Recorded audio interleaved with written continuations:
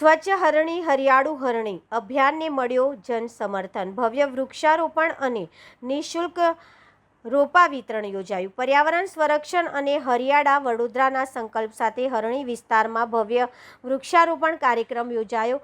હરણી મોટનાથ નાગરિક સમિતિ અને વડોદરા મહાનગરપાલિકાના સંયુક્ત ઉપક્રમે આયોજિત આ કાર્યક્રમમાં મોટી સંખ્યામાં સ્થાનિક નાગરિકો, યુવાનો, મહિલાઓ અને બાળકોએ ઉત્સાહભેર ભાગ લીધો હતો.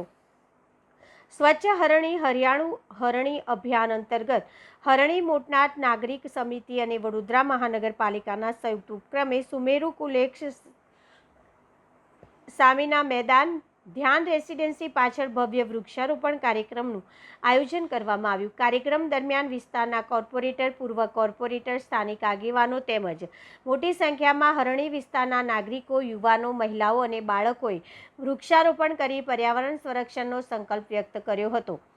આ પ્રસંગે વડોદરાના સામાજિક કાર્યકર્તા ડૉક્ટર આશીષ પરમારે શુભેચ્છા સંદેશ પાઠવી વૃક્ષોનું મહત્વ સમજાવ્યું હતું. તેમણે જણાવ્યું હતું કે પર્યાવરણનું સંતુલન જાળવવા અને આવનારી પેઢીને સ્વચ્છ અને હરિયાળું વાતાવરણ આપવા વૃક્ષારોપણ અને વૃક્ષ જતન બંને એટલા જ જરૂરી છે.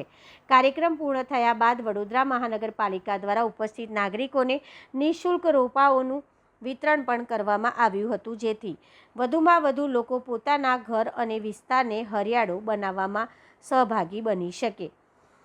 વૃક્ષો માત્ર પ્રકૃતિનું આભૂષણ નથી, પરંતુ આવનારી પેઢીને સ્વસ્થ અને સુરક્ષિત ભવિષ્ય આપવાનો આધાર છે. આ સંદેશ સાથે યોજાયેલા કાર્યક્રમ પર્યાવરણ પ્રત્યે લોકોમાં જાગૃતિ લાવવાનો અને હરિયાળા વડોદરાના સંકલ્પને સાકાર કરવાનો એક મહત્વપૂર્ણ પ્રયાસ બન્યો છે.